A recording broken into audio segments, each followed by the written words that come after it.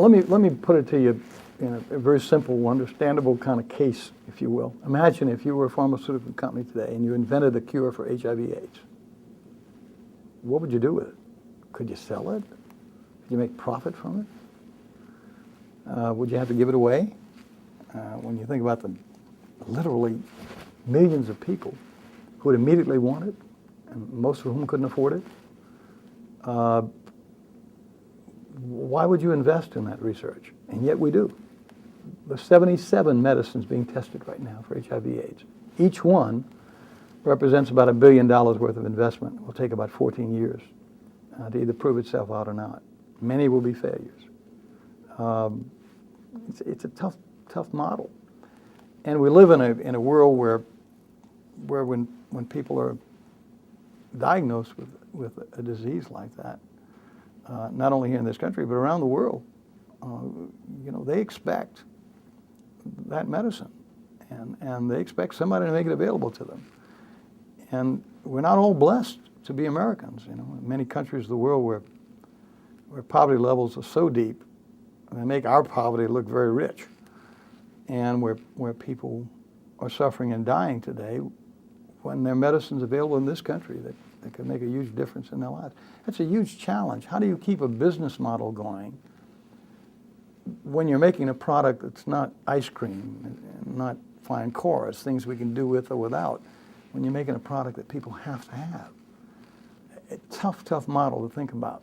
How do you continue to protect legal systems that protect patents when people generally believe that patents and IP protection stand in the way of access instead of helping access? Huge challenges around the world. Most importantly, how do we accelerate the scientific research instead of seeing a decline into what makes our bodies tick and how our genetic code works and how the differences that are expressed in our genetic code from you to I to people around the world, how those differences might affect the way medicines work in our bodies. How do we get to that magical day when we're inventing a medicine that works exactly right for you and exactly right for me, and yet might not work at all for our neighbor, and we know that in advance? How do we get new clinical trials designed and models designed that allow us to use all that new scientific information, and yet have an economic model that supports it? To be precise, if you got a disease that affects 1,000 people instead of 1 million, how do you spend $1 billion on finding just the right medicine for those 1,000 people? How do you ever build an economic system that supports that? Especially when across the world more and more governments are involved in the disposition of healthcare and the decisions about what medicines are available and what medicines can be sold and at what price. When you have government making decisions literally that we in America generally want to reserve to ourselves and our doctors. Tough issues and tough questions for this country and for the world to face.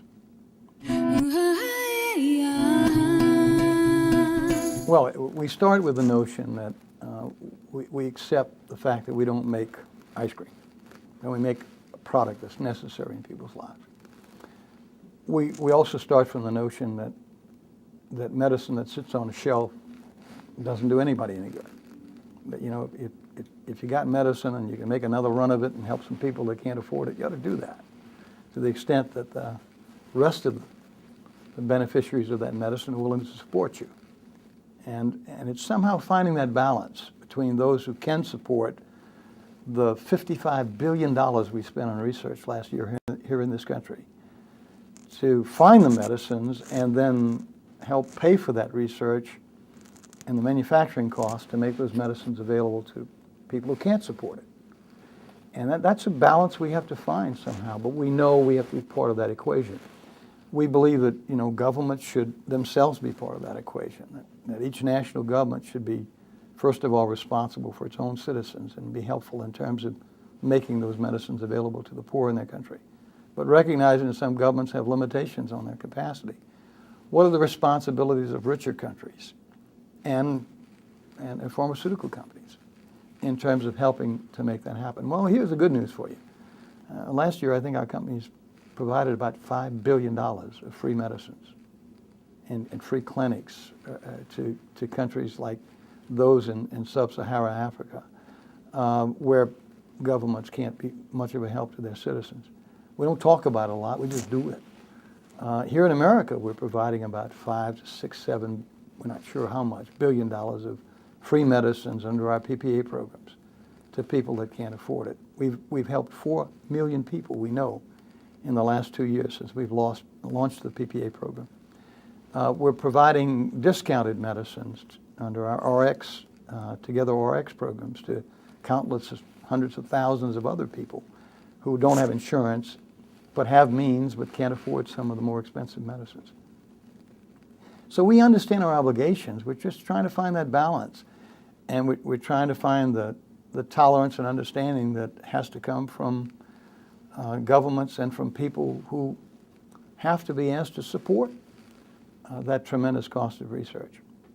At the same time, we're also engaged in supporting some extraordinary researches that may help us out of this fix, that may find ways to much more efficiently discover and seek approval of new products instead of the 14 years, $1 billion per medicine formula that is about to break down.